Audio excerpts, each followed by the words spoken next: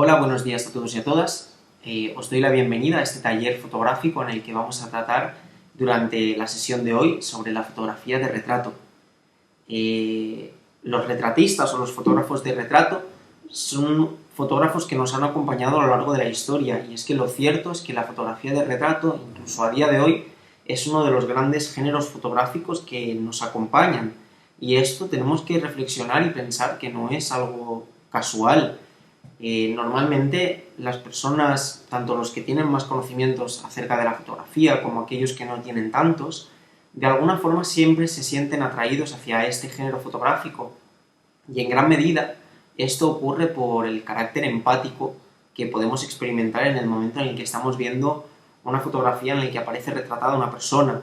Esto de hecho ya ocurría en la pintura. Empezamos con una pintura que empezó desde un punto de vista muy realista para aportarnos la capacidad narrativa o la capacidad de elaborar un discurso a través de las imágenes visuales, y en este tipo de pinturas en las que se estaban intentando expresar una serie de acontecimientos, ya sean históricos, bíblicos o cualquier tipo de acontecimiento que se intentase describir con la imagen, la figura humana siempre estaba presente, porque al final era el sujeto protagonista, era a la persona a la que le ocurría la historia, y entonces, de alguna forma, y en nuestro inconsciente colectivo, y por nuestra evolución cultural, hace que cuando encontremos una escena, ya sea pictórica o una escena fotográfica, en la que vemos retratada a una persona, automáticamente generamos como una especie de vínculo en la cual intentamos realizar una serie de discursos comprensivos acerca bien o de qué le ha ocurrido o qué le está ocurriendo, o incluso llegamos a aspectos como mucho más profundos, como podría ser qué es lo que está sintiendo, qué es lo que me quiere decir. Entonces, el formato del retrato, la ventaja que tiene, es que permiten una conexión directa entre la persona retratada y la persona que va a observar esa imagen. Digamos que de alguna forma la figura del fotógrafo a veces queda como un poco ambigua dentro de este discurso fotográfico, y a no ser que ya tengamos un renombre y un recorrido expresivo como fotógrafos, seguramente la figura del fotógrafo pasa a un segundo plano, porque entramos directamente con la relación que se da entre la persona retratada y la persona que está observando esa imagen. También, ¿qué más deciros? Seguro que conocéis que a día de hoy, debido a redes sociales y por el tipo de vida en el que estamos viviendo, la fotografía de retrato sigue siendo una forma al final de describirnos, una forma de decir algo de nosotros o de decir algo de alguien. Fijémonos en la importancia que puede tener la fotografía de retrato cuando en cualquier currículum vitae, por ejemplo, tenemos una fotografía que nos muestra una imagen física de cómo somos, intentando de alguna forma, aunque sea utópica, terminar de completar la información que puede haber en ese documento. Podemos ver redes tipo Instagram en la que tenemos influencers de todo tipo o personas que están muy vinculadas con lo que sería el autorretrato, la autoexpresión, y cómo la gente se siente de alguna forma fascinada por este tipo de trabajo fotográfico que normalmente genera muchos seguidores, genera muchos likes. Entonces todavía podemos ver perfectamente cómo a día de hoy la fotografía de retrato sigue siendo un género fotográfico totalmente vivo, totalmente que sigue en expansión, que genera muchos intereses tanto en fotógrafos profesionales como fotógrafos amateurs, también que de alguna forma un método para aproximarnos a esa fotografía de retrato está siendo, por parte de mucha gente, especialmente de gente joven, el tema del autorretrato y de las redes sociales, y cómo todo esto al final continúa siendo a día de hoy un método de expresión totalmente efervescente, que sigue presente y que nos sigue apasionando. Entonces, esta ha sido como una pequeña intro. Para los que no me conozcáis, yo me llamo Luis Jiménez, soy fotógrafo desde hace unos 10-11 años aproximadamente, y hace unos 4 o 5 años que me dedico también a la formación fotográfica en diferentes centros cívicos e instituciones de la ciudad de Barcelona y de otros lugares, ahora que con todo el tema del COVID estamos haciendo más un formato online. Estas formaciones se están dando ya prácticamente en la ciudad de Barcelona, pero también en cualquier rincón del país. Entonces, para aquellas personas que no me conozcáis y queráis ver un poquito mi recorrido fotográfico, me sentiría totalmente halagado si entraseis en mi página web. Es www.luisenelbosque.com. Allí podréis ver un poquito cuál es mi trabajo, pero ya os puedo adelantar que mi trabajo está íntimamente relacionado con la naturaleza, con los procesos de la naturaleza, con sus evoluciones, sus estados. Por lo tanto, mi trabajo fotográfico no es un trabajo fotográfico especialmente dedicado al género del retrato. Siempre voy más ligado al tema paisajístico, al tema de la fotografía nocturna, pero pese a mi vinculación personal, sí que es cierto que también he realizado retratos y realizo retratos y me he realizado autorretratos, porque al final, bueno, es un método diferente de expresión. Una cosa es querer comunicar lo que en la naturaleza hay, y a veces también es necesario, desde mi punto de vista, expresar cómo yo me siento dentro de esa naturaleza. Entonces, aparte de mi página web, podríais visitar también, si estáis interesadas o interesados, mis redes sociales.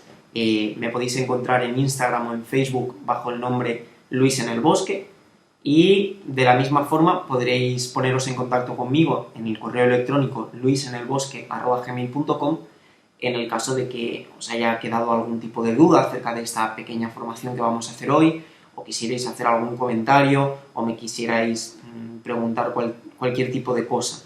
Así que nada más, me quedo a vuestra disposición por si tenéis algún tipo de necesidad, y espero de verdad que esta formación os resulte muy interesante.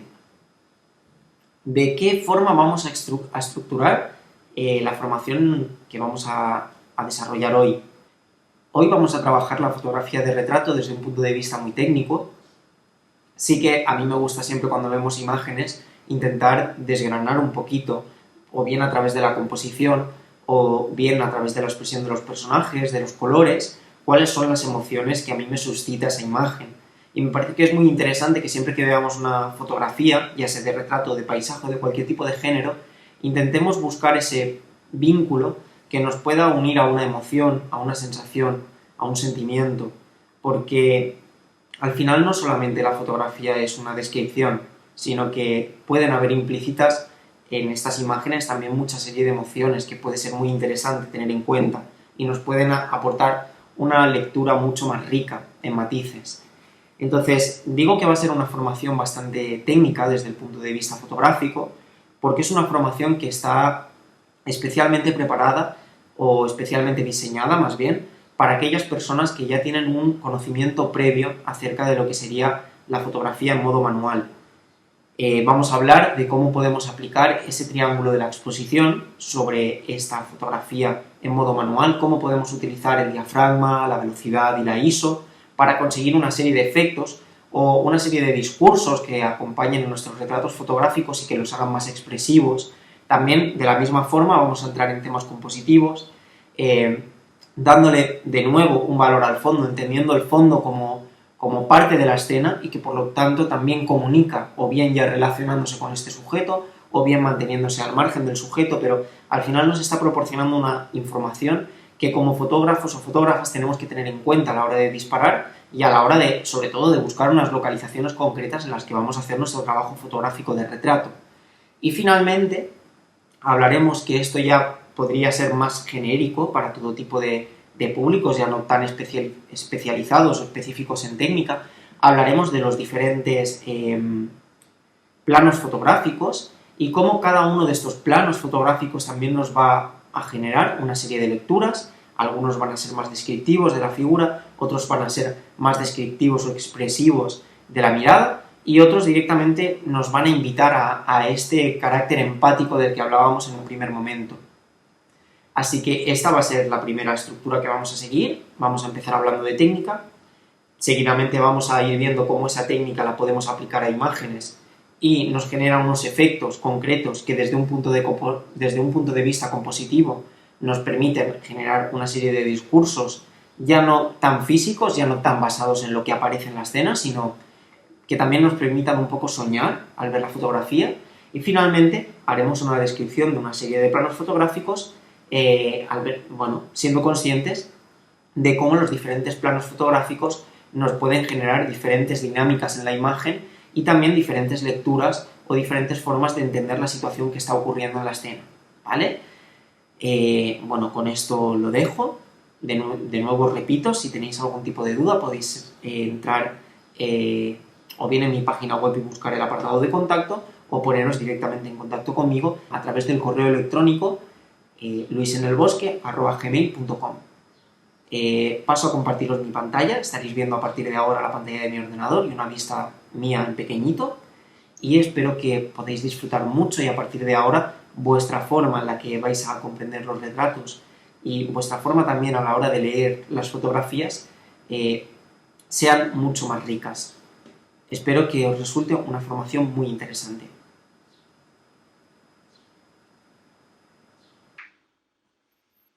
Bien, si todo funciona correctamente, ahora mismo tendréis que estar viendo mi pantalla del ordenador y a mí de forma simultánea. Como os decía, esta cápsula en la que vamos a hablar de fotografía de retrato va a empezar por una parte quizá más técnica en principio, en la que vamos a hablar de este triángulo de la exposición que normalmente trabajamos cuando estamos hablando de la fotografía en modo manual. Recordad que siempre cuando estamos trabajando en modo manual la captura de la luz con nuestra cámara fotográfica tenemos tres valores diferentes con los que podemos trabajar. Por un lado tenemos la obertura del diafragma, por otro lado tenemos la velocidad de obturación o la sensibilidad ISO. ¿Qué es lo que nos ocurre de forma normal cuando nosotros estamos buscando cuál es la exposición más correcta para una escena? Lo que normalmente hacemos es priorizamos uno de los elementos. Pongamos por caso, voy a hacer una fotografía de paisaje, estoy en los búnkers del Carmel y quiero hacer una fotografía en la que se vea toda la ciudad de Barcelona, el horizonte, la línea del mar, y digo, bueno, como lo que quiero es que todo esto se vea de forma correcta, voy a priorizar el diafragma, ya que un diafragma cerrado me permite tener mucha profundidad de campo. Y digo, bien, pues el primer valor que voy a seleccionar en mi cámara va a ser un diafragma cerrado, y entonces, basándonos en este diafragma cerrado, mi fotómetro o el exposímetro de cámara, que es esta imagen que veis en la parte central del triángulo de la exposición, me dará una lectura de luz aproximada y puede que me diga, vale, pues con este diafragma cerrado tienes que ir ajustando tu velocidad de obturación y tu ISO para que ese fotómetro esté a cero y obtener una luz que sea más o menos correcta, ¿vale? Entonces, ¿cuál ha sido el procedimiento? Yo he priorizado un valor de diafragma y, basándome en este valor de diafragma, he hecho una serie de ajustes que me permiten obtener la luz correcta con este diafragma que yo había priorizado en primer término, ¿vale? Por ejemplo, ahora voy a poneros otro ejemplo. Imaginémonos que estamos haciendo una fotografía en la que queremos congelar a un ciclista que va a pasar por la calle en un momento determinado y digo, bien, si lo que quiero es congelar al ciclista, lo que voy a priorizar es la velocidad de obturación. Digo, bueno, para congelar a un ciclista voy a poner una velocidad de obturación de 1 partido de 250, ¿vale? Esa es mi prioridad. Priorizo ese valor y pongo ese valor en cámara y luego ajusto los otros dos valores para que de nuevo ese exposímetro lo pueda acercar al cero y me dé el valor de exposición más correcto. Ahora bien, ¿qué nos ocurre cuando estamos hablando del retrato?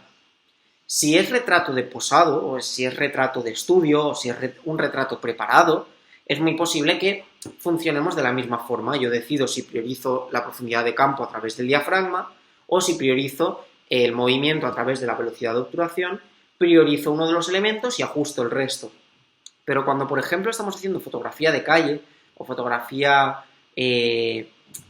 más urbana, una fotografía en la que estamos trabajando el retrato, pero no desde un punto de vista en el que tengamos el control sobre el personaje, donde podamos decirle, ponte aquí, ponte allá, ahora muévete, ahora estate quieto, sino que es algo más improvisado, es algo más de que el personaje no sabe que se está fotografiando, o lo sabe, pero nosotros queremos que sea una escena como muchísimo más natural. Entonces, lo que nos puede ocurrir precisamente en el género fotográfico del retrato y que hace que sea uno de los géneros complejos, es que muchas veces, en lugar de priorizar, por ejemplo, el diafragma o priorizar la velocidad de obturación, lo que hacemos es priorizarlo todo. Es necesario, por un lado, tener un diafragma muy concreto y, por otro lado, también tener una velocidad de obturación muy concreta. Pongo otro ejemplo. Imaginemos que quiero hacer una fotografía de una persona que viene corriendo por un carril bici de la ciudad y estamos en una situación en la que no tenemos muchísima luz en la escena, ya se está poniendo el sol, empezamos a tener la iluminación de las farolas en la calle y yo tengo claro que lo que quiero es congelar el rostro, el gesto de esta persona que viene hacia mí corriendo, el movimiento del pelo, la expresión de la cara. Yo quiero congelar esto. Entonces, quiero priorizar una velocidad de obturación alta que me permita congelar esta expresión. Pero a la vez, también quiero que se encuentre en un contexto. Y lo que quiero es que se vea que está corriendo por un carril bici de la ciudad, que está rodeada de coches y que hay toda una atmósfera en la ciudad en este momento del día, porque tenemos una serie de farolas encendidas que interactúan con la luz natural, estamos en hora mágica. Entonces, estoy priorizando los dos. Estoy priorizando, por un lado, una velocidad de obturación alta que congele esa expresión, y por otro lado también estoy priorizando un diafragma cerrado que me permita obtener una profundidad de campo que yo entienda la atmósfera en la que está disparada esa fotografía. Por lo tanto, muchas veces nos vamos a encontrar con la dificultad de que no simplemente priorizamos un valor y ajustamos el resto, sino de que tenemos que empezar a elaborar debates internos entre los diferentes valores y parámetros que yo puedo tocar en la cámara para ajustarme lo máximo posible a lo que yo quiero conseguir. ¿Y por qué digo ajustarme lo máximo posible? Pongamos que en este ejemplo que os estoy hablando de la chica que está en la ciudad, que viene por el carril bici, yo quiero congelarla, pero no hay luz en la escena. Por lo tanto, si pongo una velocidad de obturación muy alta, el fotómetro me dice que me queda oscura. Si le cierro el diafragma para obtener profundidad de campo, el fotómetro todavía se reafirma más en que la fotografía está oscura. Podría ir subiendo la ISO progresivamente para subsanar esta carencia de la luz. Pero, ¿podré subir la ISO lo suficiente como para poder encontrar la luz que quiero? ¿O me estará ocurriendo que es que lo que yo quiero conseguir es imposible conseguirlo en esta situación lumínica que tengo? Entonces, tenemos que ser conscientes de cuáles son nuestras capacidades por el conocimiento técnico de la captura de la luz en modo manual con nuestra cámara, pero a la vez también tenemos que ser conscientes y coherentes con el hecho de que habrá momentos en los que quiero conseguir algo y la luz de la escena no me lo permite. Y no puedo hacer otra cosa porque estoy trabajando con luz natural. Y la luz natural tiene eso, que te tienes que adaptar siempre, ¿vale?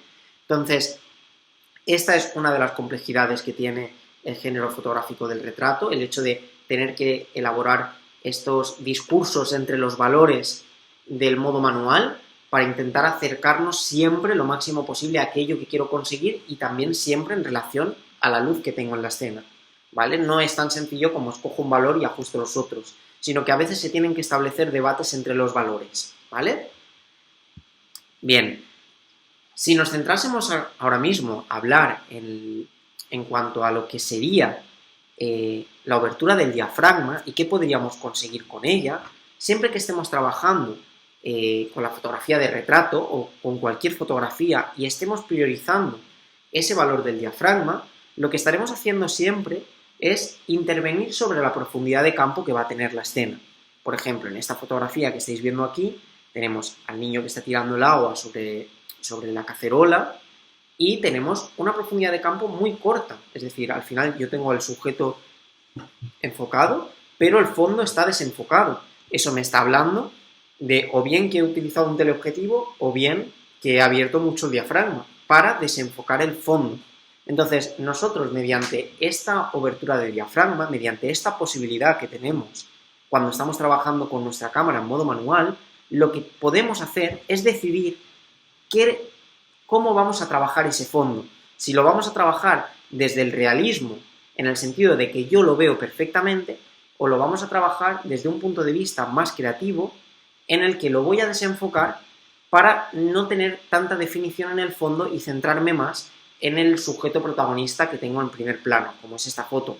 Veis que nuestro sujeto protagonista resalta de este fondo precisamente por esta profundidad de campo que tenemos tan corta.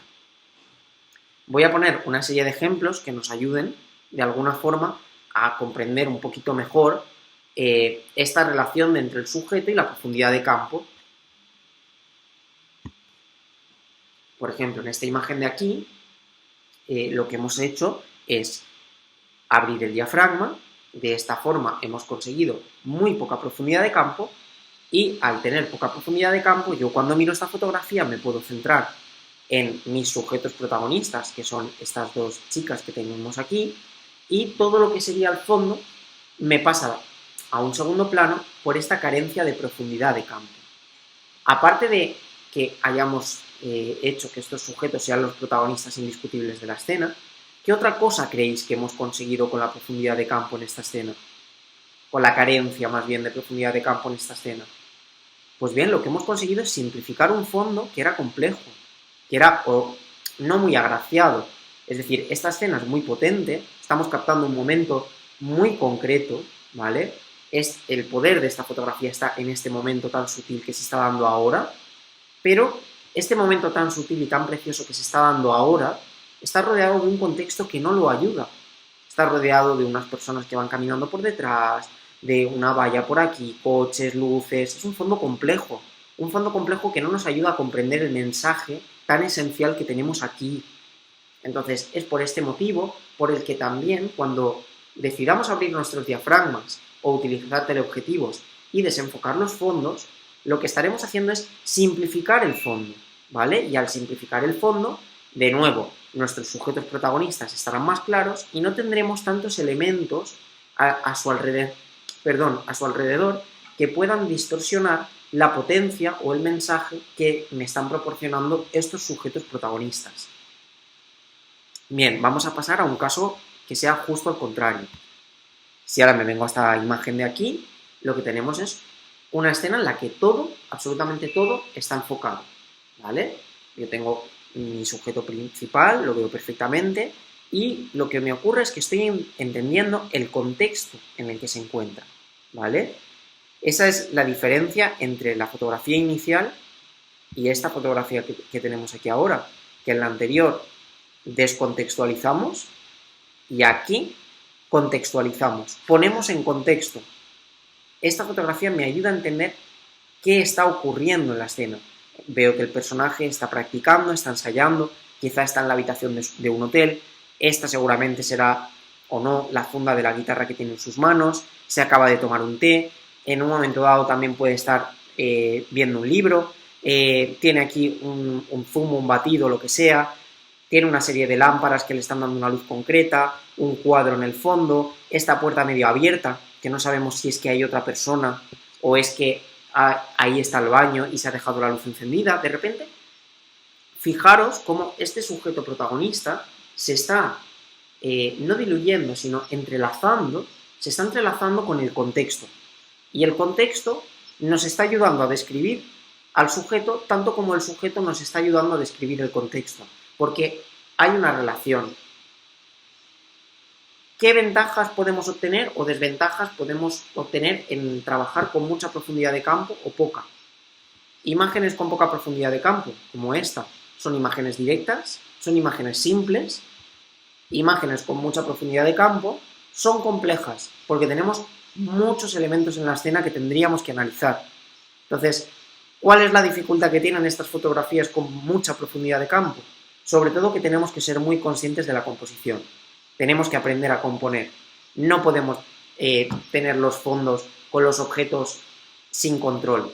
Aquí fijaros, tenemos una telita en esta lámpara que hace que la luz por aquí no sea tan intensa como por aquí. Esta lámpara también tiene otra luz, es decir, aquí ya se está generando una atmósfera a través de estas telas que tenemos en las lámparas.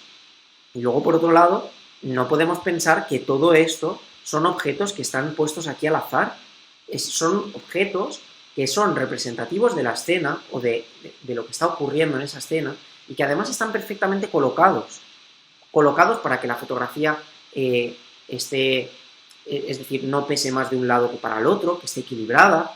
Estos objetos están bien seleccionados para que no hayan objetos cortados que nos puedan estar molestando y están miméticamente seleccionados para que nos ayuden a comprender un mensaje.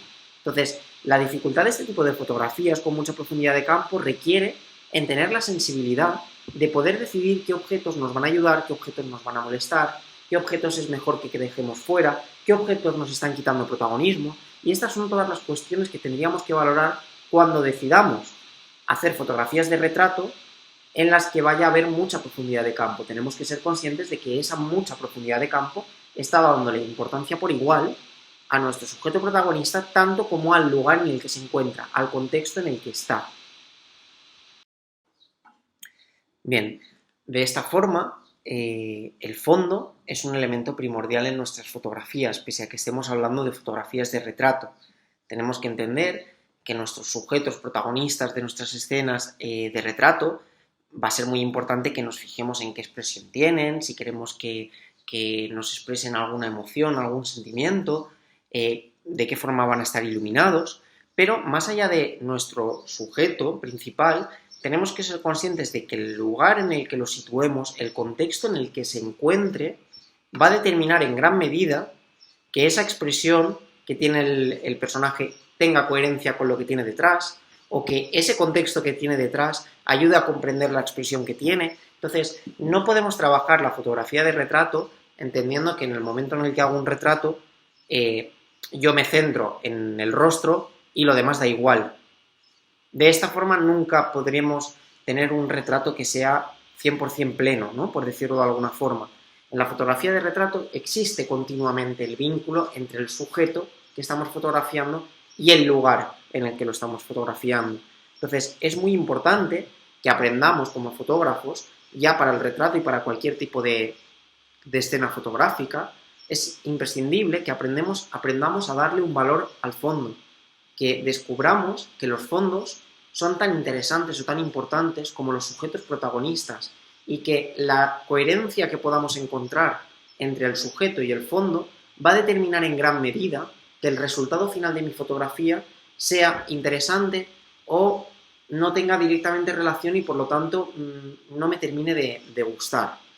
Básicamente la idea es, tal y como os digo aquí, sin un fondo adecuado es difícil tener una gran fotografía. Si pasamos a la siguiente diapositiva, las imágenes con poca profundidad de campo tienen una serie de connotaciones. Por un lado, para que resumamos, ahora estamos fotografías con poca profundidad de campo. Para empezar, ¿cómo conseguimos estas fotografías con poca profundidad de campo? Si nos centramos en el diafragma, las fotografías con poca profundidad de campo las vamos a obtener siempre que utilicemos diafragmas abiertos. Por ejemplo, un diafragma 1,8, un diafragma 2,8, un diafragma 3,5, este rango de diafragmas. Si utilizo este diafragma, me estoy asegurando que el fondo me va a quedar desenfocado. Si no dispongo de lentes que me abran tanto el diafragma, lo que podría hacer es utilizar teleobjetivos. De hecho, en fotografía de retrato se utiliza muchísimo el 50 milímetros, es un clásico, pero también se utilizan teleobjetivos, un 70 milímetros, un 100 milímetros, y esto se hace porque los teleobjetivos tienden a desenfocarnos más todavía al fondo. Pese a poder abrir el diafragma, si utilizo un teleobjetivo, desenfoco más el fondo. Entonces nos ayudan a descontextualizar. Entonces, ¿qué es lo que vamos a generar con estas imágenes que hagamos con poca profundidad de campo, ya sea por la abertura de diafragma o ya sea por el tipo de lente que hayamos puesto en la cámara? Sobre todo lo que vamos a generar es una imagen cuyo fondo se ha simplificado. Se ha simplificado porque ya no tenemos detalles que valorar, ni detalles en que poder centrarnos para intentar establecer un diálogo entre el sujeto y el fondo. Pensad en esta fotografía de aquí, podría ser un parque, podría ser un campo, podría ser...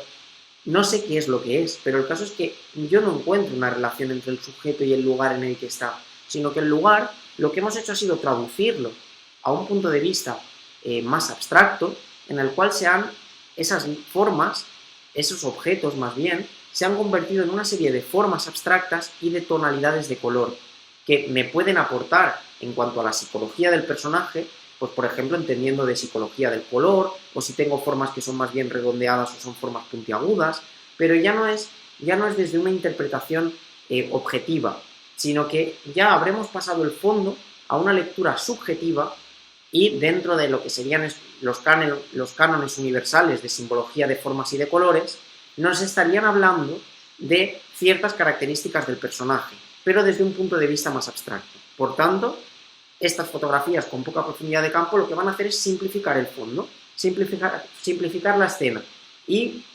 que harán que nos centremos más en lo que sería nuestro sujeto protagonista.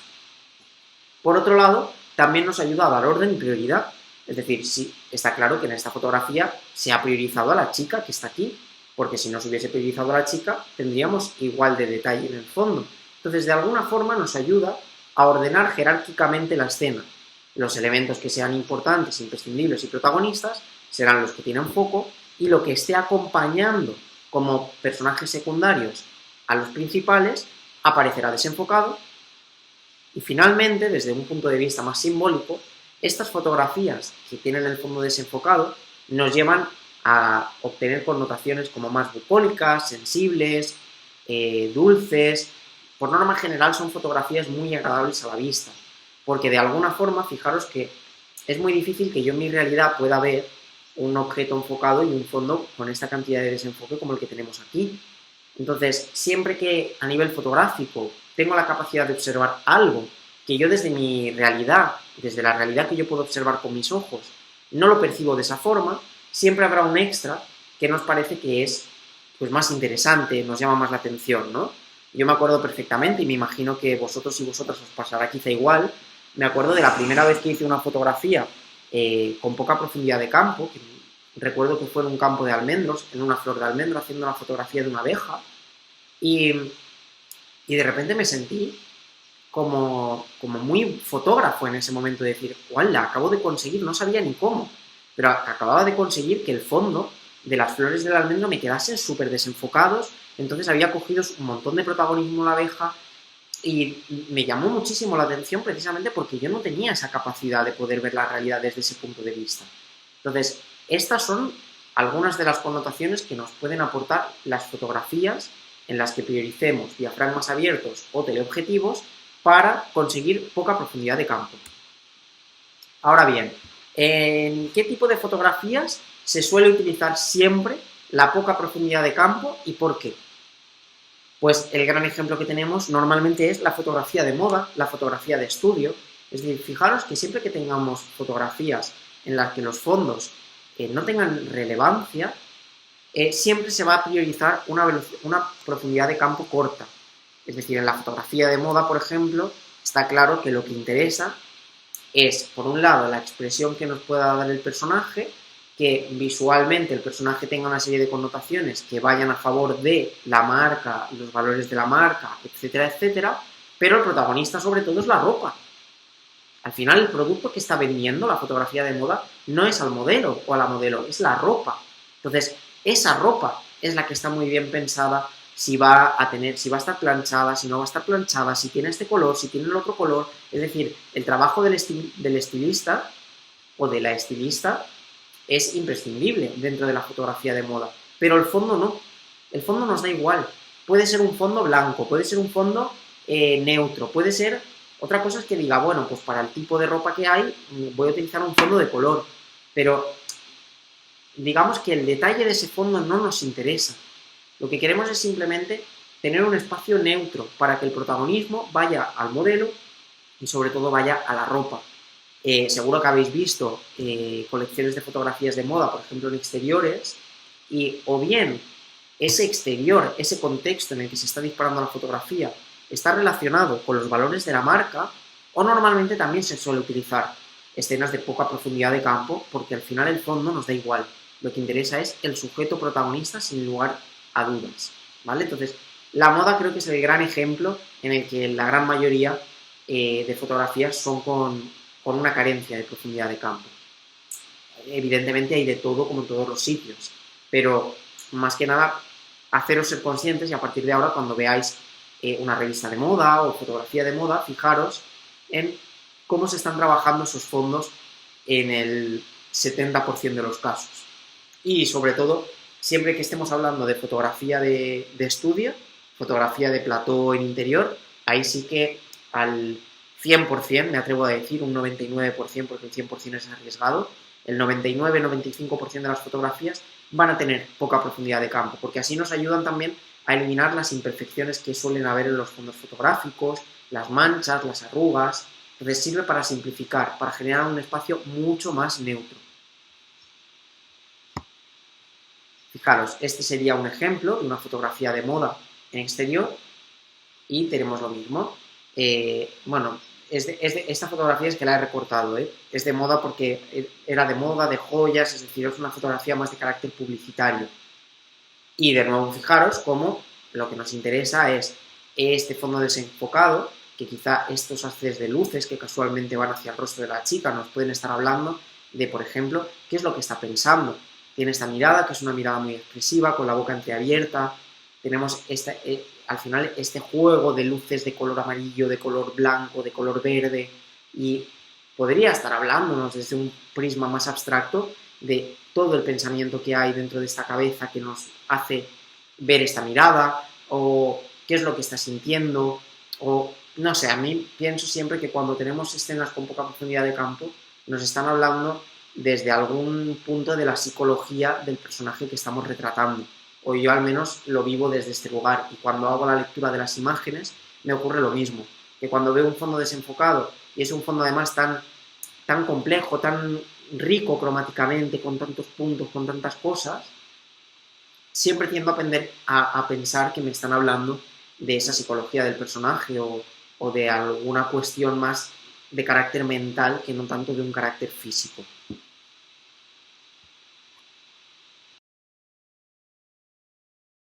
Bueno, ¿y qué nos ocurriría ahora si hablásemos de las fotografías con mucha profundidad de campo? Os decía que las de poca profundidad de campo se asocian mucho, por ejemplo, al mundo de la moda. Las fotografías con mucha profundidad de campo se vinculan directamente con un punto de vista por parte del fotógrafo mucho más social, callejero o incluso periodístico. Si os fijáis, en esta fotografía que estamos viendo en pantalla, tan importante es los sujetos protagonistas que tenemos en la escena como el contexto en el que están. De repente, esta silla con estos armarios, este armario repleto de cosas, este espejo repleto de fotos, esta mesita de aquí también repleta de cosas.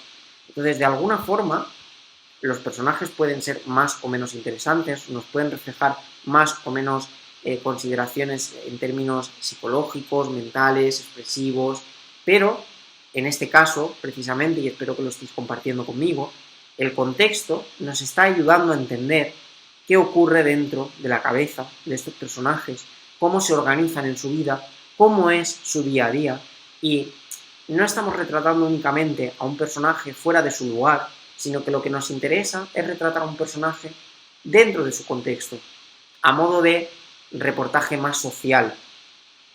Si nos fijamos también, más allá de esta imagen, las fotografías de diarios suelen ser fotografías que siempre tienden a tener mucha profundidad de campo.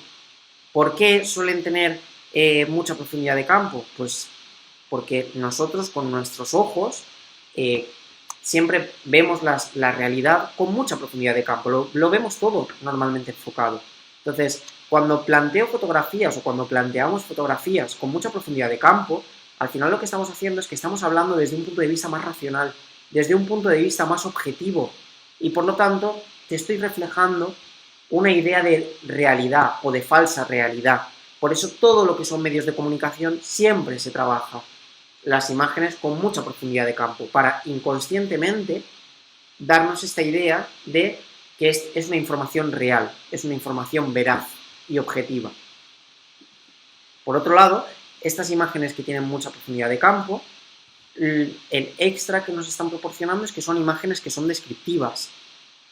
Son descriptivas de un contexto, son descriptivas de un sujeto, tanto desde el punto físico como desde el punto emocional, y tal y como os decía en la primera fotografía que hemos visto con mucha profundidad de campo, lo que requieren es de muchos recursos compositivos para hacer que esa fotografía tenga cierto orden y que no por el hecho de que sea una escena con mucha profundidad de campo todo se convierta en un caos. Es decir, tenemos que intentar siempre, y esto no lo podemos olvidar, que una fotografía tiene que transmitir un mensaje directo.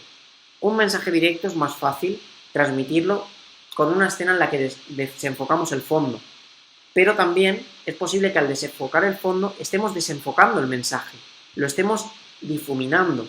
Entonces, será necesario en algunas situaciones que el fondo esté enfocado, pero al ser un fondo más complejo por estar enfocado, tendremos que saber muy bien cómo seleccionar los elementos que van a aparecer y cómo los vamos a presentar para que esta complejidad del fondo, por el hecho de estar enfocado, podamos corregirla dando un orden y dando una coherencia al fondo, de forma que el mensaje todavía sea más contundente, que el mensaje sea más poderoso.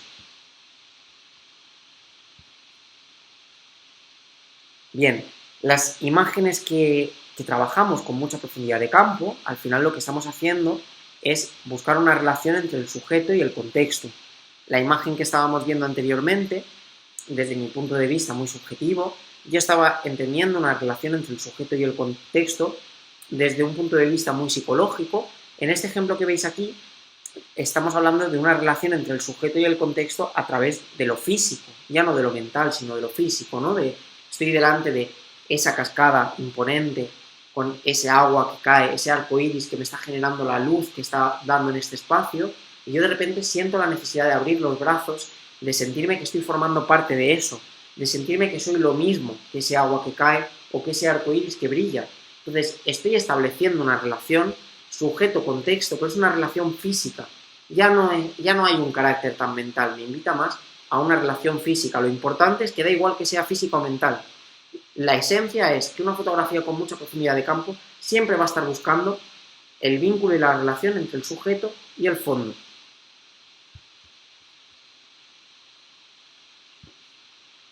Aquí tenemos un ejemplo de una fotografía con mucha profundidad de campo. Fijaros cómo, de nuevo, son escenas que son más complejas, ¿vale? Porque tenemos muchos elementos en el fondo. Aquí no nos queda del todo claro cuál es el elemento que está en primer plano, o sea, cuál es el elemento protagonista o cuál es el secundario, porque en principio todo está enfocado. No nos podemos basar en esta idea de que lo que está enfocado es el protagonista y lo que está desenfocado no, sino que aquí se está jugando con otras herramientas compositivas para descubrir cuál es nuestro sujeto protagonista pese a la profundidad de campo. ¿Cuáles son esas herramientas compositivas que se están utilizando en este caso? Pues por un lado, el movimiento, es decir, la acción se está generando aquí, es una acción activa. Esta acción es una acción activa, también está leyendo, pero no es lo mismo la acción de leer, que es pausada, a la acción de que una niña esté jugando con un biberón mientras su madre o su hermana o quien sea está jugando con ella. La acción está aquí. Por lo tanto, la acción nos llama la atención de la mirada. Luego, por otro lado, fijaros en algo muy curioso. Tenemos una zona muy oscura y un rostro muy iluminado que sale de esa zona oscura. Y por otro lado tenemos una zona muy iluminada con un rostro oscuro. Por lo tanto, este contraste del blanco y del negro nos está haciendo que de nuevo, vuelva a ser un centro neurálgico de nuestra fotografía y sea un sujeto protagonista.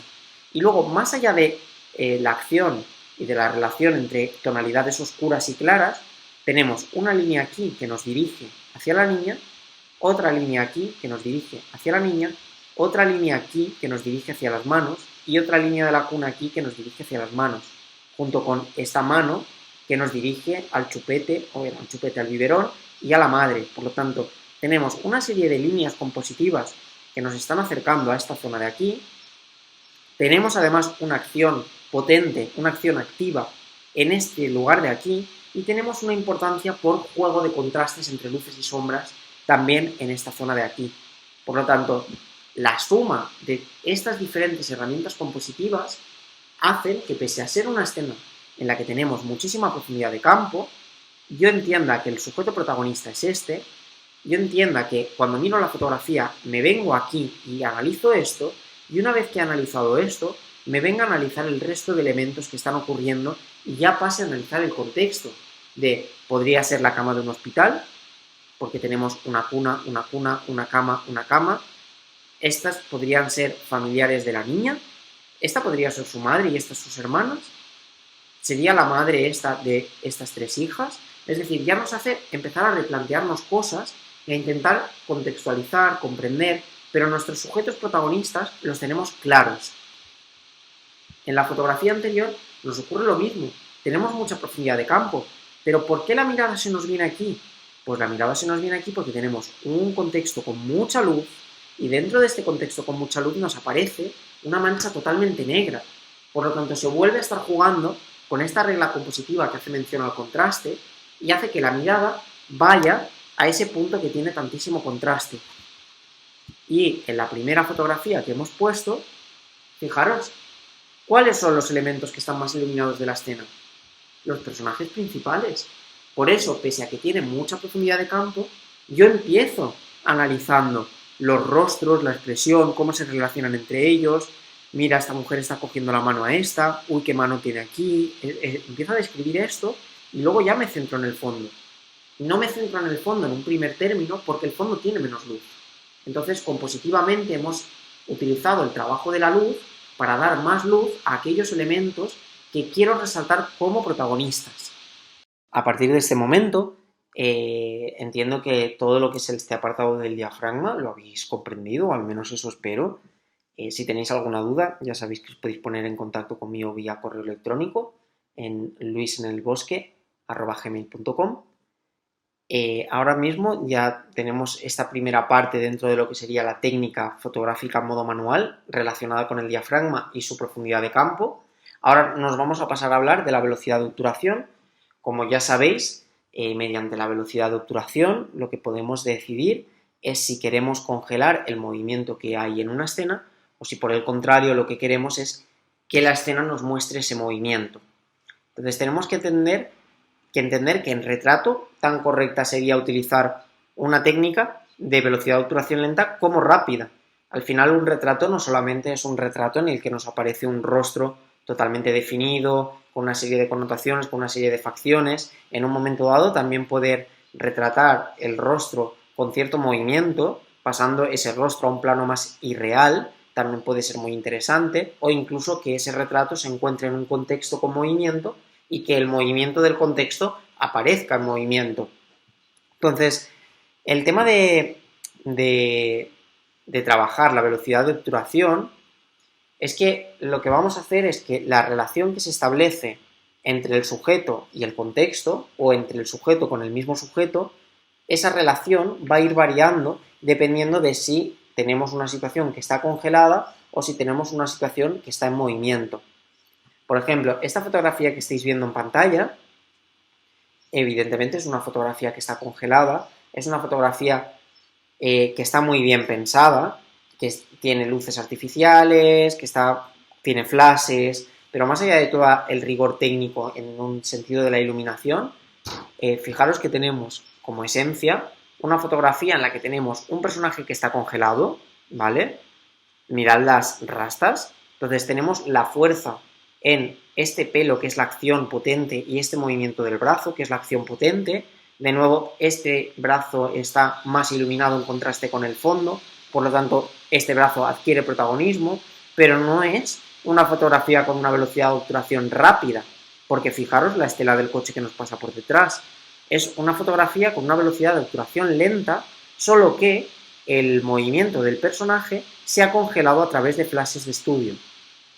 Entonces, ¿por qué complicarnos tanto, no? Podríamos pensar, ¿y por qué complicarnos tanto? En congelar el movimiento, pero a la vez que salga movimiento por la parte de detrás. Y pues una es, si disparamos fotografías en un entorno nocturno, no hay luz, es de noche, muy posiblemente nuestra velocidad de obturación baje. Y si yo quiero congelar movimientos en un entorno nocturno, en el que no hay luz, pues quizá tendré que congelar el movimiento ya no con la velocidad de obturación, sino con el destello. Es decir, yo puedo congelar fotografías con el destello de un flash. Aquí se ha congelado el movimiento con un flash, pero de alguna forma también se ha buscado que este coche pase y nos deje este halo. ¿Por qué? Porque genera dinamismo en la escena, porque de repente nos está hablando desde un plano mucho más surreal. Es decir, no sé qué es esa línea, pero hay una línea que está atravesando todo el plano fotográfico. ¿Y qué es eso? ¿Y qué son todas estas líneas que tenemos, por ejemplo? A ver si me deja hacer zoom. ¿Qué son todas estas líneas que tenemos, por ejemplo, aquí? ¿Qué es todo esto? O sea, estamos hablando de una realidad irreal y de un personaje que está en un momento muy concreto, con una expresión muy clara, con un movimiento. Nos está hablando del personaje también, este fondo. Entonces, tenemos que tener en cuenta que cuando hagamos fotografías cuando hagamos fotografías en las que vayamos a congelar movimientos, este movimiento tiene que tener sentido cuando lo hayamos congelado. Es decir, no tiene ningún sentido o no tiene ningún rigor fotográfico congelar un movimiento de un personaje que simplemente va caminando por la calle. tiene rigor fotográfico, que yo congele un movimiento que ocurre en un momento muy preciso, como por ejemplo el que tenéis aquí. Esta chica va caminando, abre el bolso y justo en la pared de detrás están dibujadas estos pájaros que salen de aquí que parece que salgan del bolso.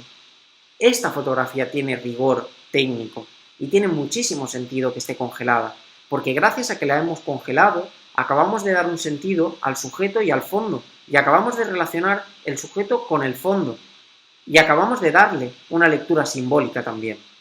Entonces, este tipo de escenas tiene sentido que sean congeladas, y luego también tendrá sentido que sean congeladas siempre que estemos captando momentos o situaciones o movimientos que mi retina sea incapaz de retener.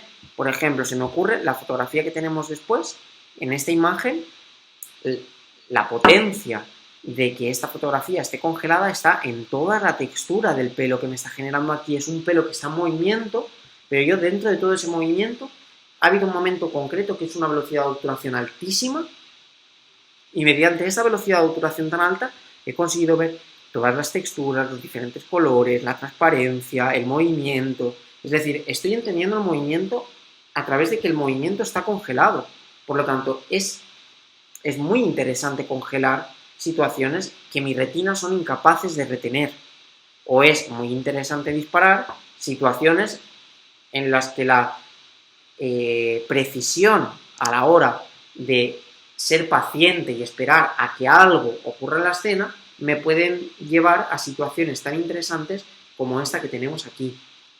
Entonces, por un lado, creo que cuando decidimos hacer fotografías de retrato y nos planteamos congelar movimiento, es muy importante, por un lado, darnos cuenta de que es imprescindible encontrar ese factor sorpresa, ese momento específico, ese momento especial, ese momento concreto, y para eso requerimos de paciencia, de la paciencia de poder esperar hasta que ocurra algo, de la paciencia de, no sé si os acordáis, no me sale el nombre del fotógrafo, es un fotógrafo que hizo una exposición en la Fundación Mapfre este otoño, ahora no me viene el nombre a la cabeza, pero este fotógrafo retratista tenía sus modelos durante minutos, incluso cuartos de hora, media hora o horas, delante de la cámara, hasta que el modelo o la modelo se desesperaba, y cuando ya estaba lleno de ira o de rabia o de tristeza o de lo que fuese por estar sentado una hora delante de una cámara fotográfica, entonces era ahí cuando hacía la fotografía. Es decir, el fotógrafo tenía la paciencia de estar una hora mirando por el visor, esperando que el personaje que fuese a retratar entrase en cólera, y en ese momento era cuando disparaba la fotografía. Entonces creo que esperarnos al factor sorpresa es imprescindible para obtener un resultado fotográfico basado en congelar un movimiento que tiene sentido. Y luego, por otro lado, creo que también es importante que seamos conscientes de que cuando estamos haciendo una fotografía con una velocidad de obturación muy alta, también volvemos a estar hablando desde un plano mucho más racional, porque yo todo lo comprendo con una serie de movimientos, pero movimientos que están congelados, es como si fuera una consecución de fotogramas de vídeo, pero no puedo ver la estela de una mano, no puedo ver la estela de un coche que pasa por la calle. Entonces, siempre que estoy dejando ver estelas en mi escena, lo que estoy haciendo es hablar desde un punto de vista que ya no se acerca tanto a la razón y que se puede acercar mucho más a la emoción, o se puede llevar mucho más a la creatividad, o a la sensación, o a la emoción, o al sentimiento, ¿vale? Entonces, de nuevo, se nos abren dos paradigmas. La razón, la emoción, razón congelado, emoción movimiento. Al igual que con el diafragma teníamos razón, emoción, razón, mucha profundidad de campo, emoción, poca profundidad de campo. Bien, vamos a ver otro ejemplo con mucha profundidad de campo, sí, y además con movimientos congelados. Fijaros el contexto. Tenemos una ciudad, en medio del centro de la ciudad tenemos un niño que está haciendo pipí en una alcantarilla, y a la vez un grupo de turistas que se están subiendo en un taxi. ¿Quién es más importante, este o este? Ninguno de los dos. Los dos nos están hablando de una realidad, y es en medio de una ciudad que puede estar invadida por el turismo. Barcelona podría ser un buen ejemplo, aunque ahora no sea lo más concreto. Tenemos otras realidades que suceden y conviven con esto. Entonces, esta fotografía nos está hablando de una convivencia, nos está hablando de dos realidades paralelas que funcionan al mismo son. Entonces, estas fotografías son complejas en un sentido en el que tenemos muchísimos elementos. Cuando hablábamos de la profundidad de campo, imaginaros la cantidad de elementos que tenemos aquí, pero esta fotografía tiene que tener un orden de lectura, pese a esta profundidad de campo tan extrema que tenemos. Y tenemos congelado un movimiento, ¿por qué? Porque hemos captado todo el dinamismo del taxista metiendo las maletas en el taxi, las personas que se iban a subir en el taxi atareadas con su mochilita, su mochila, su maleta, tal, y mientras este niño aquí mirándolos, como si nada ocurriera, como si no fuera con él, haciendo pipi. Entonces se está congelando una acción que ocurre en un momento muy concreto, por eso se congela.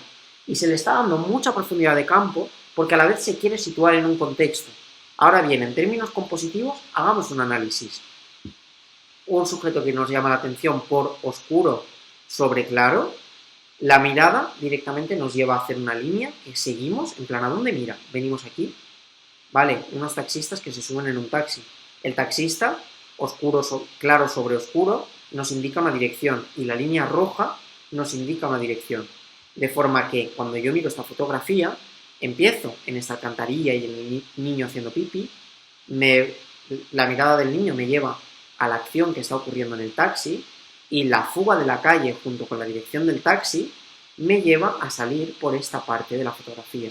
De forma que mi recorrido es hacia aquí y de aquí hacia el fondo. Hago un recorrido completo de la escena, comprendo la totalidad de la escena porque la escena tiene un orden. Y congelo el movimiento porque estoy hablando de un momento muy fugaz, de un momento muy preciso, de un momento muy concreto. ¿Vale? Ahora bien, si nos ponemos con fotografías en las que tenemos velocidades de obturación lentas, estas fotografías ya no son tan comunes. Es cierto que la fotografía con tiempos de obturación lento supone un reto técnico, porque puede que necesitemos un trípode, o si no necesitamos un trípode vamos a necesitar un punto de apoyo. Son escenas que se controlan mucho menos, porque dependiendo de la velocidad que tenga el personaje que estemos fotografiando, el nivel de estelas y de alguna forma, ¿cómo lo podríamos decir? El nivel de estelas y de abstracción va a ser variable, entonces no tenemos absolutamente nada de control dentro de esta fotografía con tiempo de obturación lento, pero lo que sí que sabemos es que estamos hablando desde un punto de vista mucho más creativo, desde la expresividad personal, o que al menos nos están alejando de cómo yo percibo la realidad a través de mis ojos y la interpretación de mi cerebro. Entonces, son fotografías que nos acercan mucho más a lo creativo, o que nos acercan mucho más a la fotografía de autor. Por ejemplo, en esta escena de aquí, a ver si puedo hacer un poquito de zoom. Fijaros, se nos está hablando de una ciudad, contexto urbanita, de movimiento, de dinamismo, el humo que sale de la alcantarilla que hace que este señor se encuentre como en esa especie de bruma, a la vez el movimiento de esta chica. Nos está hablando del carácter caótico de la ciudad, del carácter totalmente, diría orgánico, pero no es orgánico, es móvil, que se fusiona, que se transforma, que cambia continuamente. Nos está hablando de sus valores mediante esta velocidad de obturación lenta. En este caso, por ejemplo, lo que tenemos es un barrido, ¿vale? Se ha hecho una fotografía en la que se ha seguido con la cámara el movimiento del sujeto que se estaba moviendo. Entonces tenemos cierto movimiento en el fondo y de alguna forma congelamos el movimiento del sujeto protagonista, pero es porque estamos acompañando ese movimiento con la cámara. Esta es la técnica del barrido, muy utilizada, por ejemplo, en fotografías de deportes, en fotografías de Fórmula 1, de coches, porque de alguna forma al aportar el movimiento al fondo, lo que nos genera es una lectura muy dinámica y nos ayuda a comprender el movimiento o a dar sensación de velocidad. Entonces, en este caso, fijaros, nuestro sujeto protagonista lo tenemos aquí, sin lugar a dudas. No tenemos poca profundidad de campo, sino que lo que tenemos es un fondo que está en movimiento. Eso nos aporta dinamismo, nos despega al sujeto del fondo, por lo tanto nos queda claro que el protagonista está aquí. Daros cuenta como además tenemos un blanco sobre negro, Por lo tanto, en términos de color, en términos de contraste, también estamos situando al personaje en primer plano. Y además, este personaje, a diferencia de todas las otras fotografías que hemos visto, nos está mirando a cámara. Cuando un personaje nos está mirando a cámara, de alguna forma le está dando un mensaje al espectador. Esta imagen, si me quedo en silencio, podéis observar que en esa mirada nos está diciendo algo, que puede ser algo que está relacionada con el señor que la lleva en la bici, que puede ser algo con lo que está en su mente, con el estado en el que está, con lo que quiere conseguir, pero nos está cuestionando a nosotros mismos como observadores. A ver qué más tenemos aquí. Y finalmente, esta fotografía también es una fotografía con un tiempo de obturación lento. Fijaros el movimiento del agua, y cómo este movimiento del agua perfectamente nos puede estar hablando de lo que ocurre aquí dentro de esa cabeza. También la posición nos ayuda, esa situación de estar en el agua, acuclillado, con la mirada quizá perdida. Fijaros de nuevo la parte más oscura sobre la parte más clara, la parte más oscura con la parte más clara de diferentes partes del cuerpo. Entonces, de alguna forma, a través del contraste, también se está intentando destacar cuál es el sujeto protagonista, y en este caso, este movimiento nos estaría retratando, desde mi punto de vista o desde mi interpretación, la psicología o la emoción que está sintiendo ese personaje, y nos puede ayudar a empatizar respecto a su posición, respecto a el tipo de plano, también tiene mucha importancia aquí. Entonces, si os fijáis, hasta ahora hemos hablado de la técnica aplicada al retrato a través de la velocidad de obturación, a través del diafragma. A la vez que hemos hablado de esta cuestión técnica que estaría más dirigida a aquellas personas que ya tienen un mínimo de conocimientos de la cámara en modo manual, también hemos hablado de ciertos aspectos compositivos en cada una de las imágenes que nos puedan ayudar de alguna forma a poder reforzar a aquellos que no tengan estos conocimientos de cámara. Nos puede ayudar a partir de ahora aplicar una serie de conocimientos compositivos en nuestro trabajo fotográfico que nos ayude a obtener unos mensajes más directos, o al menos un orden de lectura. Y a continuación vamos a hablar de lo que serían los planos fotográficos. Así que dadme un segundito y pasaremos a hablar de esta siguiente parte, que también nos servirá para aquellas personas que tienen conocimientos previos de fotografía en modo manual, como para aquellas personas que disparan con smartphone o que disparan con una cámara en automático. Es simplemente ser conscientes de cómo los diferentes planos nos van a generar connotaciones diferentes en la escena. Bien, vamos con la última parte de este taller. Ahora vamos a hablar de cuáles serían los diferentes planos fotográficos y cómo estos planos fotográficos nos pueden ayudar un poquito a dar una intención a la persona que estamos fotografiando, a que se relacione también con ese sujeto. Entonces vamos a ir desde el plano más grande, más genérico, poco a poco acercándonos o adentrándonos más en el sujeto protagonista, analizando cómo nos está cambiando la percepción sobre ese sujeto independientemente, o sea, dependiendo más bien del ángulo que hay alrededor de él.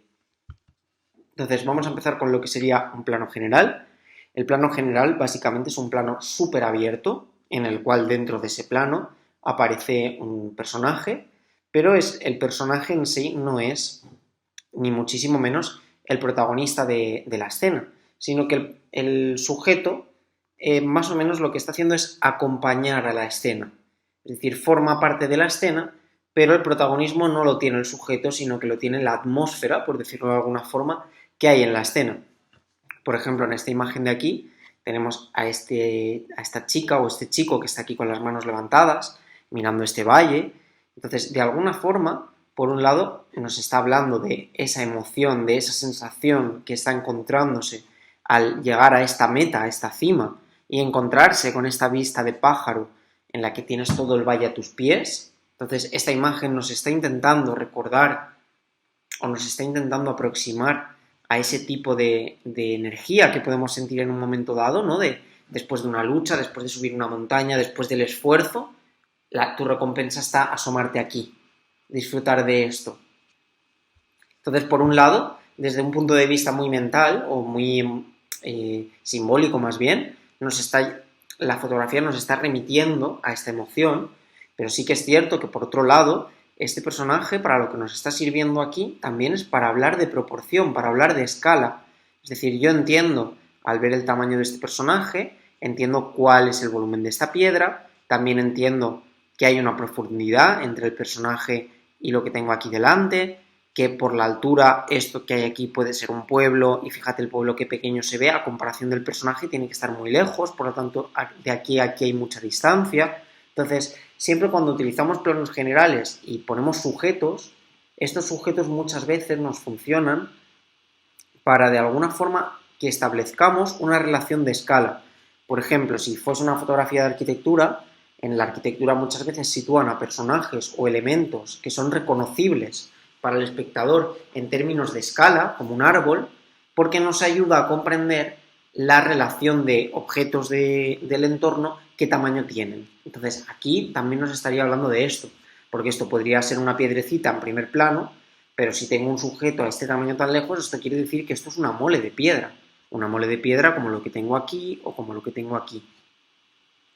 Y finalmente, y esto ya está muy relacionado con lo que sería la fotografía de paisaje, también cuando estamos fotografiando un paisaje, muchas veces es muy importante situar objetos o sujetos que se encuentren más próximos al primer plano, porque de alguna forma estamos dando cierto orden a la lectura, leo el personaje y luego leo el fondo, y por otro lado ayudan a generar la sensación de la tercera dimensión.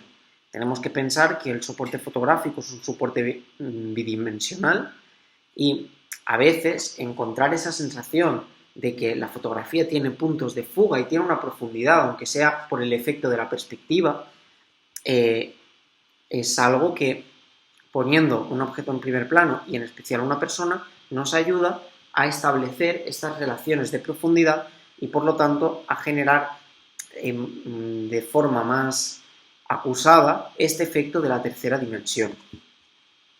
Entonces, un plano general es básicamente un plano en el que nos aparece un personaje rodeado de un contexto y ocupa bastante más porcentaje del contexto, ocupa bastante más parte el paisaje o el contexto, ocupa más parte de esa imagen que el personaje. El personaje pasa relativamente desapercibido, siempre se va a buscar que no, como por ejemplo aquí, fijaros, ahí tiene colores muy vivos, incluso negros sobre una zona muy blanca, pero no es un sujeto protagonista clarísimo, sino que está en contexto y es un protagonismo compartido entre el contexto y el sujeto. Por otro lado tenemos el plano entero, que lo que hemos hecho es que ya hemos acotado, ¿vale? Ya no estamos hablando de un sujeto que está en un contexto muy amplio, sino que estamos hablando de un plano que se centra bastante en el tamaño del sujeto, ¿vale? Es decir, el sujeto suele salir en tamaño completo y si en este caso, por ejemplo, porque lo tenemos aquí acuclillado, pero si se pusiese de pie, seguramente abarcaría desde la parte superior hasta la parte inferior. No suele ser un plano excesivamente utilizado. Normalmente a veces se buscan planos que están intercalados entre lo que sería un plano entero y un plano general. Pero normalmente planos en los que aparece un personaje que se le corta por la cabeza casi o por los pies casi no suelen ser planos muy utilizados. Se usan, pero no son los más comunes. Entonces, este plano junto con el plano anterior lo que están haciendo es dar más o menos una importancia equitativa a nuestros sujetos protagonistas con el contexto con el que se están rodeando, ¿vale? Ya sea porque es descriptivo en términos físicos o en términos emocionales, pero el caso es que se está viendo una relación entre ese sujeto y ese contexto en el que se encuentra. A medida que vayamos acercándonos más a planos más cerrados, es decir, del plano entero vayamos al plano medio, al plano corto, cada vez nos iremos centrando un poquito más en lo que sería la psicología del personaje. A medida que nos vayamos acercando, estaremos aproximándonos a ese punto de vista más psicológico del personaje. Entonces, por ejemplo, el plano entero y el siguiente del que vamos a hablar, el plano americano, suelen ser planos fotográficos que lo que nos están hablando mucho es de la forma del cuerpo, de cuál es la forma que tiene o de cómo el cuerpo está interactuando con el contexto. Fijaros en la anterior, cómo la forma del cuerpo tiene un protagonismo, por la cantidad de aire que hay, no nos da pie a fijarnos quizá en muchos detalles, pero sí nos da pie a poder analizar los cuerpos, poder analizar los volúmenes, las formas, la expresión a través del cuerpo, el lenguaje no verbal. En lo que sería un plano americano volvemos a las mismas, fijaros, podemos analizar la pose, las texturas de la ropa, podemos empezar a aproximarnos ya un poquito más a la expresión de la mirada, pero la psicología de la mirada no tiene el fuerte aquí, porque no, digamos que todavía tenemos mucho contexto, tenemos mucho cuerpo, entonces no nos acercamos del todo a esa psicología del personaje. Ahora bien, dentro de lo que serían este plano americano, ¿cuál creéis que es su base, su corte? ¿Por qué se le llama plano americano? Se le llama plano americano porque no se deja que salgan los pies, ¿vale? Digamos que se corta entre los tobillos y las rodillas y es un plano que lo que hace es eliminar la información de los pies para permitirnos acercarnos un poquito más a lo que sería el rostro y a la expresividad de las manos, entendiendo que las manos son más expresivas que los pies. Entonces es como acercarnos a la no comunicación verbal del cuerpo más expresiva, que es a través de las manos o a través del gesto, evitando la parte menos expresiva, que según esta consideración de los tipos de plano serían los pies. Muy importante con el plano americano, nunca hay que cortar, de hecho en general, nunca se corta cuando se está trabajando los planos fotográficos en retrato por las extremidades. Es decir, nunca cortaré por el tobillo, nunca cortaré por la rodilla, siempre cortaré entre el rodillo y la tobilla, ¿vale? Siempre cortaré entre la rodilla y el tobillo. Vale, seguimos al siguiente, tenemos un plano medio. El plano medio ya hemos pasado de la rodilla hacia arriba, podríamos decir que se corta entre lo que sería el glúteo y la rótula. Entonces, de nuevo, no tendríamos que cortar ni a la altura del glúteo ni a la altura de la rótula, tendríamos que buscar ese punto intermedio. Y estos planos medios, de alguna forma, su base se centra mucho en ese plano americano, eliminar la información de los pies para centrarnos más en las manos, pero busca ser un poquito más expresivo, ya que nos estamos acercando un poquito más al cuerpo. En esta fotografía sí que es cierto que estamos de espaldas, pero si esta chica la tuviésemos de frente, muy posiblemente ya nos empezaríamos a fijar bastante en cuál es la expresión o cuál es la fisionomía que tenemos en el rostro. Algo que no hemos hablado, voy a volver un momento al ejemplo anterior. Fijaros, en esta fotografía tenemos una chica que nos está mirando a cámara, de forma que nos está proporcionando un mensaje. Una persona que tiene una ropa que es muy neutra, un blanco, negro, colores lisos. Fijaros el contexto en el que se encuentra, arquitectura moderna, elementos de hormigón, elementos arquitectónicos con elementos vegetales pero que están muy ordenados. De alguna forma, ¿no pensáis que este contexto nos puede estar hablando de cuestiones que nos está reflejando con la mirada o formas que tiene de interpretar el mundo, por ejemplo? También fijaros cómo se ha trabajado con poca profundidad de campo para que no haya tanto protagonismo en el fondo y podamos entender las formas, pero el peso visual caiga sobre el personaje. Si nos ponemos en esta imagen, aquí ya tenemos un poquito más de profundidad de campo que en el caso anterior.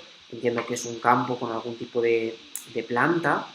Aquí en el fondo de la montaña, aunque entendemos que es una montaña que tiene pinos. ¿Y por qué es tan importante ese contexto? Pues porque la posición del personaje de alguna forma se nos está relacionando, ¿no? Esta forma es prácticamente como si fuese una forma vegetal, parece que está como bailando, ¿no? Se está relacionando con el contexto, por lo tanto ya tiene sentido trabajar con un poquito más de profundidad de campo, pese a que no es una profundidad de campo absoluta. Fijaros cómo la montaña se desenfoca, el cielo se desenfoca. Seguimos teniendo dos protagonistas, en este caso tenemos el protagonista de las plantas y el protagonista de la chica, de lo que sería el sujeto, y nos está hablando de esa relación a través de las formas, de esa relación desde el punto de vista de que son dos elementos naturales, es decir, se nos está hablando de un vínculo. Del plano medio pasaríamos ya a un primer plano. Este primer plano normalmente lo que hace es cortarse por los hombros, por ejemplo, normalmente se corta entre el codo y el hombro, nunca por el codo, nunca por el hombro, siempre en medio, y lo que están buscando es ya el primer plano, que directamente lo que nos está reflejando, lo que está buscando, es la expresión del rostro. El cuerpo pasa a un segundo plano, la comunicación no verbal a través del cuerpo no la captamos y ya nos estamos centrando en la fisionomía del rostro, en la expresividad de la mirada, en la expresividad de la arruga. Por ejemplo, los primeros planos son planos fotográficos que se aplican sobre todo tipo de fotografías, pero por ejemplo la que tenemos en pantalla ahora mismo, fijaros cómo nos podemos centrar en el detalle de la arruga, en la textura del pelo, en la textura incluso de la piel, cómo con las manos puede estirarse la piel y nos demuestra esa elasticidad. También podemos centrarnos en detalles como la textura, fijaros en la textura de la mano, la textura que puede generar la ropa que lleva, y en este caso tenemos los ojos cerrados y nos permite hacer como un análisis muy desde lo físico, pero evidentemente si este sujeto nos estuviese mirando, también nos permitiría hacer una lectura desde un plano mucho más psicológico. Y finalmente, lo que tenemos son los planos detalle. El plano detalle, ya más que estar buscando una psicología o una comunicación no verbal, lo que está buscando es la descripción de una parte concreta del cuerpo. No tiene por qué ser del rostro, puede ser de cualquier parte del cuerpo, se puede hacer un plano detalle, y al final lo que nos interesa de los planos detalle es buscar zonas que sean expresivas. Y por zonas expresivas, aunque haya puesto la imagen de un ojo, no solamente el ojo puede ser expresivo, a lo mejor para una persona justo se sienta y se le genera como una especie de arruga o una especie de Michelin, y esa arruga o ese Michelin puede ser una peculiaridad muy concreta del sujeto. Entonces, no se suelen utilizar de forma individual los planos de detalle, porque de alguna forma lo que nos están queriendo hacer es enriquecernos una visión más global con pequeños detalles. Entonces suelen ser planos que se intercalan. Si hiciésemos un reportaje a una persona, se intercalarían estos planos de detalle con otros planos más generales.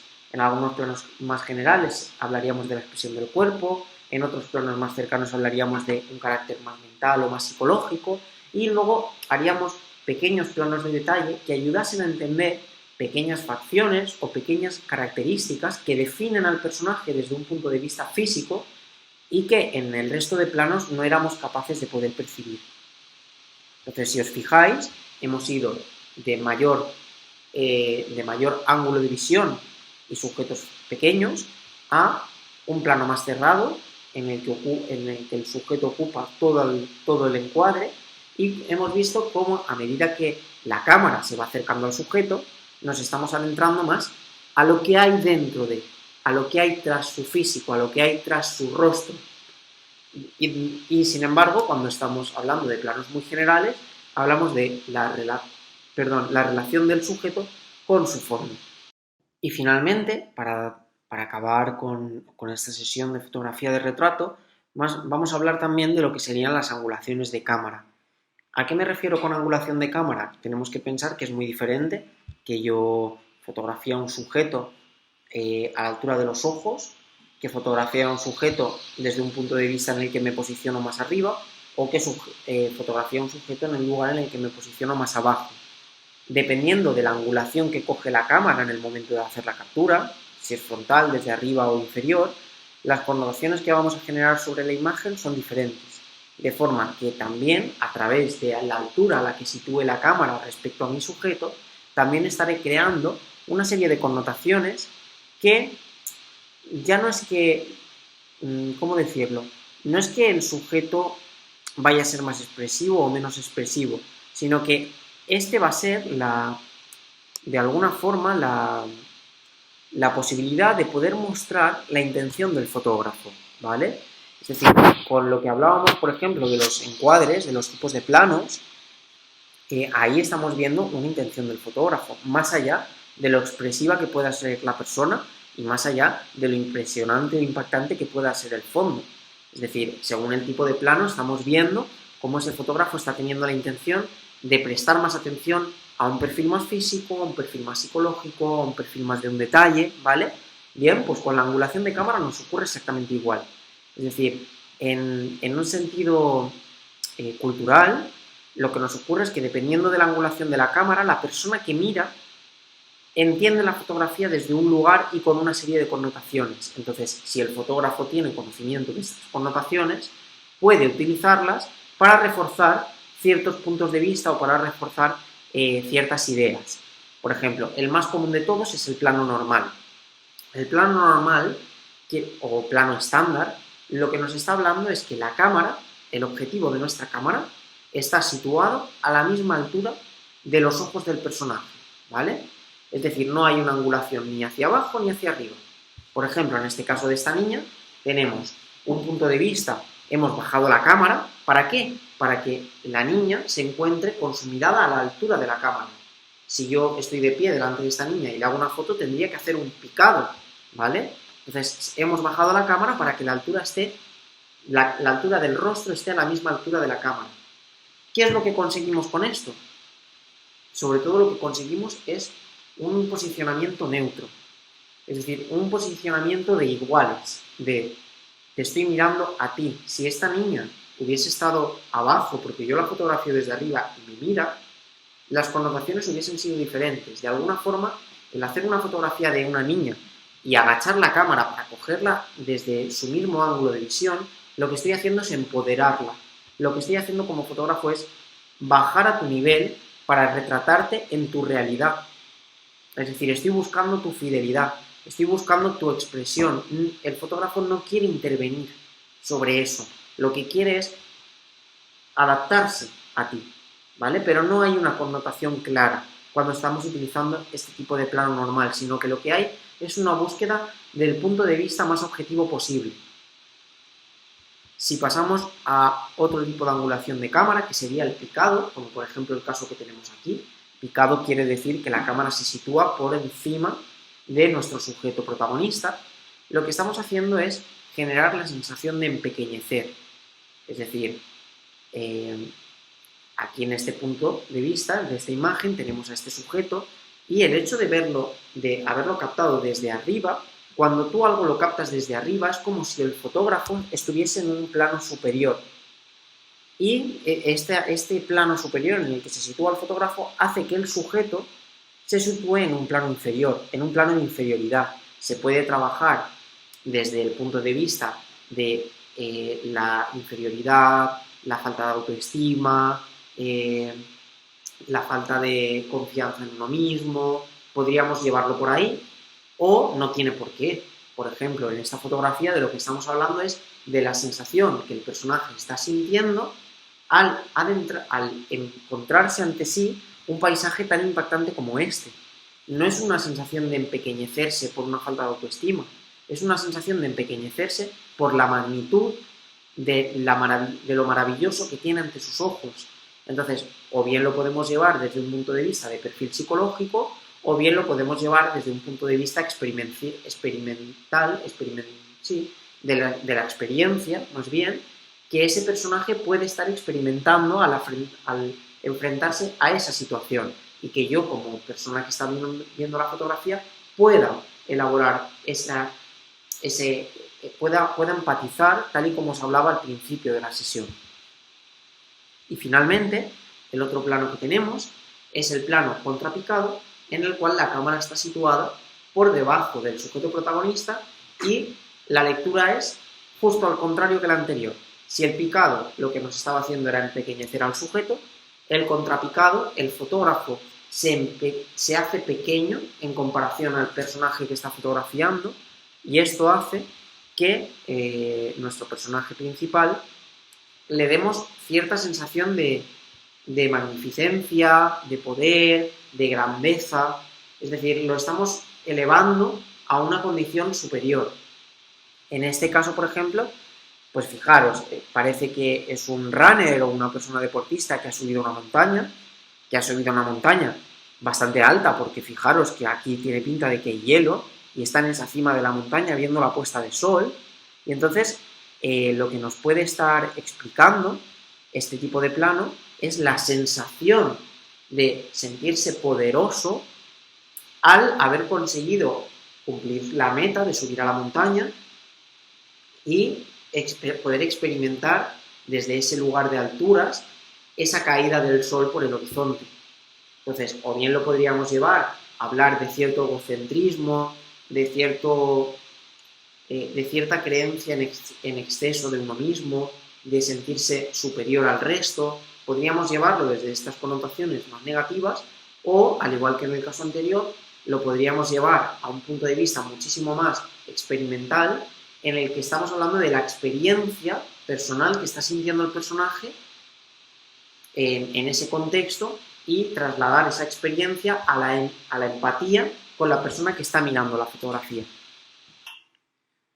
Bueno, y ahora sí, podemos dar por finalizada esta sesión de fotografía de retrato. Me gustaría volver a repetiros mi página web, es www.luisenelbosque.com. Pensad que por un lado allí vais a poder ver mi trayectoria fotográfica, también vais a poder entrar en el apartado de formaciones y comprobar cuáles son las formaciones activas que se están haciendo ahora mismo, como la que estáis viendo ahora, pero otras que se están dando en otros centros, o incluso otras que estoy haciendo por cuenta propia. Y de nuevo os dejo también mi correo electrónico aquí escrito, por si ahora que vais a poner en práctica todos estos conocimientos conceptuales os surgiese alguna duda y os pudiese ayudar a resolver, o si necesitáis algún tipo de consejo. Entonces, mucho ánimo, mucha fotografía. La fotografía de retrato es un género fotográfico difícil, no difícil queriendo deciros que no lo vais a conseguir, ni muchísimo menos, sino que quiero decir que al final tenemos un personaje, ese personaje dice muchas cosas, tenemos un contexto, ese contexto dice muchas cosas, tenemos que encontrar el equilibrio, tenemos que tener las ideas muy claras de lo que queremos decir. Podemos también hacer retratos en los que simplemente tenemos una persona, le hacemos fotos y punto. Pero yo intento que al menos con esta formación tomemos conciencia de otro tipo de valoración a la hora de hacer fotografía de retrato, y si no lo aplicamos, al menos que seamos conscientes de esa capacidad técnica, seamos conscientes del fondo, seamos conscientes de la fotografía como un método de comunicación que expresa, y que poquito a poco vayamos perfeccionándolo, y aquello que ahora mismo nos hace pensar demasiado y nos puede parecer un proceso tedioso, poco a poco, con la práctica y con la experiencia, se acaba convirtiendo en un procedimiento bastante más inmediato, e incluso un procedimiento bastante inconsciente, que no es necesario de ser tan pensado. Así que os invito a que seáis muy pacientes y muy respetuosos con vosotros mismos y vosotras mismas, y poquito a poco a escuchar vuestra necesidad, a escucharos, a disfrutar del proceso fotográfico y a ir mejorando poquito a poco. Un abrazo bien fuerte y espero que os haya resultado muy interesante esta sesión de fotografía de retrato. Nos vemos a la próxima.